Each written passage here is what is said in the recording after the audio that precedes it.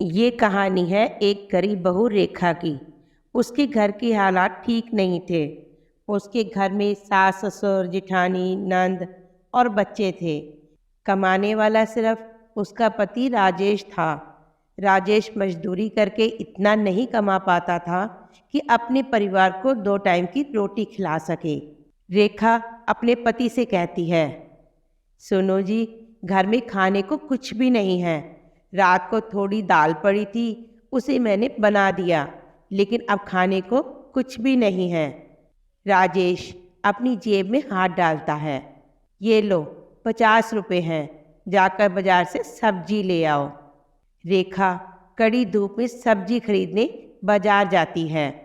सब्जी इतनी महंगी हो गई है कि गरीब क्या कमाएगा और क्या खाएगा।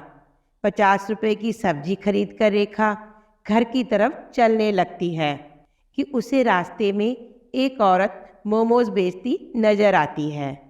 वो सोचती है कि मोमोज की दुकान पर कितनी भीड़ है, मुझे भी तो मोमोज बनाने आते हैं, क्यों ना मैं भी मोमोज बनाकर बेचूं। घर आकर रेखा अपने सास ससुर से मोमोज का काम खोलने के लिए कहती है, बहू, पहले ही तू सारा दिन घर के कामकाज में लगी रहती है। माँ जी, ये भी तो सारा दिन कड़ी मेहनत करते हैं, तब जाकर हमारे घर का चूल्हा जलता है। मैं तो बस इनकी मदद करना चाहती हूँ। मोमोज बेचकर जो पैसा आएगा उससे हमारे घर के खर्चे में थोड़ी हेल्प हो जाएगी। सास को रेखा की बात सही लगती है। बहू बाजार जाकर मोमोज का सामान लेकर आती है और मोमोज बनाना शुरू करती है। भाभी, आपकी मैं कोई मदद करूं? आप अकेले ही लगे हुए हो। नहीं मेरी प्यारी ननद, मैं कर लूँगी। मैं चाहती हूँ कि तुम पढ़ लिख कर नौकरी करो। रिया पढ़ने चली जाती है और रेखा धूप में मोमोज बनाने लग पड़ती है। जब मोमोज बनकर तैयार हो जाते हैं तो रेखा धूप में अपने घर के सामने मोमोज का ठेला लगा लेती है और ग्राहकों का इंतज़ार करने लग पड़ती है। रेखा आवाज़ मारती है, मोमोज खा लो, चटनी के साथ, चटपटे मोमोज खा लो। उसकी आवाज़ सुनकर एक व्यक्ति उसकी दुकान पर आता है।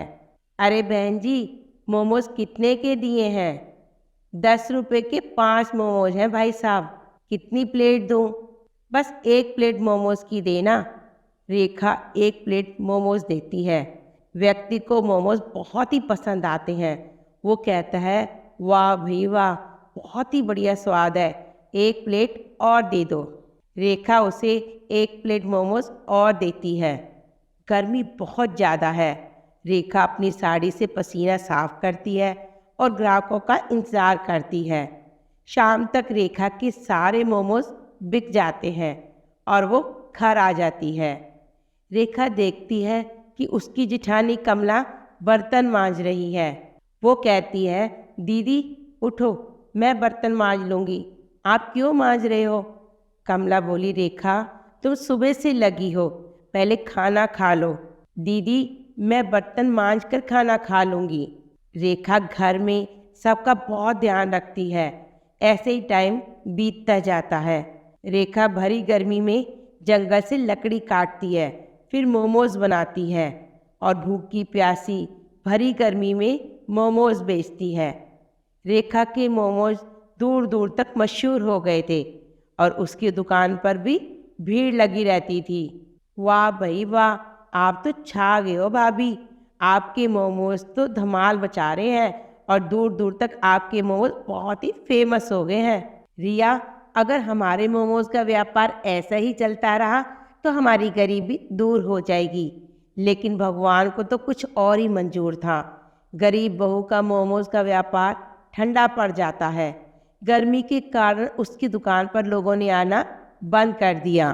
पता नहीं लोगों को क्या हो गया है, 2-3 दिनों से लोग मेरी दुकान पर मोमोज खाने आ ही नहीं रहे। मैंने सोचा कि अगर मेरे मोमोज का व्यापार चल पड़ेगा तो हमारी गरीबी खत्म हो जाएगी। यह सोचकर रेखा रोने लगती है। तभी जिठानी की बेटी वहाँ आ जाती है और चाची के आंसू पोंछकर कहती है, चाची आप मत रो, मैं कल अपने दोस्तों को लेकर आऊँगी, देखना आपके सारे मोमोज खत्म हो जाएंगे। अगले दिन स्कूल से लौटते हुए पीहू अपने कुछ दोस्तों को लेकर आती है। रेखा सभी को मोमोज खिलाती है। तभी रवि गर्मी से परेशान होकर कहता है, अरे पीहू, यहाँ कितनी गर्मी है। अगर यहाँ एसी होता तो यहाँ बहुत सारे ग्राहक होते। अब रेखा समझ गई थी कि गर्मी की वजह से ही उसकी दुकान पर ग्राहकों ने आना बंद कर दिया है। रेखा बोलती है, तो ग्राहक गर्मी की वजह से मेरी दुकान पर नहीं आ रहे क्या? हाँ भाभी, लोग बड़े बड़े रेस्टोरेंट में खाना खाने की बजाय एसी की हवा खाने जाते हैं। अगर सोचिए, अगर हम यहाँ पर एसी लगा लें तो उसकी ठंडी ठंडी हवा में लोगों को मोमोज खाने का बहुत ही मज़ा आएगा। और आपके हाथों का स्वादिष्ट मोमोज तो वैसे ही मुंह से नहीं उतरता।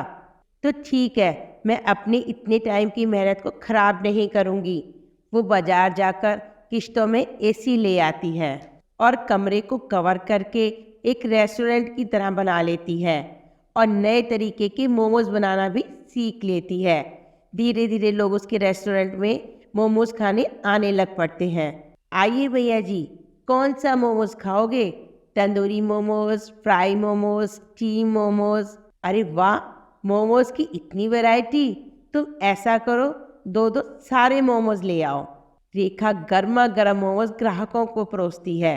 यार, देखने में तो बहुत ही अच्छे लग रहे हैं। व्यक्ति मोमोज को खाते ही कहता है, अरे यार, इतने चटपटे और स्वादिष्ट मोमोज मैंने आज तक नहीं खाए। धीरे धीरे रेखा की दुकान पर ग्राहकों की भीड़ लग जाती है। ठंडी ठंडी हवा खाते हुए लोग मोमोज का मज़ा लेते हैं। एक दिन उसकी नंद रेखा को कहती है, भाभी, अगर आप थोड़ी सी इंग्लिश भी सीख लोगे तो ग्राहकों पर अच्छा इंप्रेशन पड़ेगा। रेखा थोड़ी बहुत इंग्लिश अपनी ननद से सीख लेती है और अब अपने ग्राहकों का स्वागत इंग्लिश में करती है। Welcome to my momos restaurant. Your order sir. Fantastic, I am impressed. एक प्लेट मोमोज ले आइए। धीरे धीरे रेखा अपने रेस्टोरेंट में एक दो एसी और लगवा लेती है। उसका काम बहुत अच्छा चल पड़ा था और उसे काफ़ी मुनाफा भी हो रहा था। रेखा, मैं इस घर का बेटा हूँ, लेकिन तुमने बहू बनकर वो सब कुछ किया जो मैं पति बनकर नहीं कर सका। देवर जी ठीक कह रहे हैं, तुमने कितनी परेशानी उठाई है रेखा, लेकिन तुम बिल्कुल भी नहीं घबराई और अपने लक्ष्य की तरफ बढ़ती रही। बहू, मुझे तुम पर मान है। तुमने इस गरीबी में सबका ध्यान रखा, अपने बारे में कभी भी नहीं सोचा और अपनी मेहनत से गरीबी को दूर कर दिया। मैं बहुत ही खुशकिस्मत हूँ कि मैं तुम जैसी बहू की सास हूँ। देखा आपने कि रेखा की मेहनत से उसको अपने ससुराल में कितना मान मिला और भूखी प्यासी रहकर इस काम को ऊंचाई तक पहुंचाया। हालात चाहे कितने भी हारे क्यों ना हो, बहुत कुछ करने वालों की उम्मीद की एक किरण काफ़ी होती है। अगर वो हिम्मत हार जाती तो कभी भी सफलता की सीढ़ी नहीं चढ़ पाती।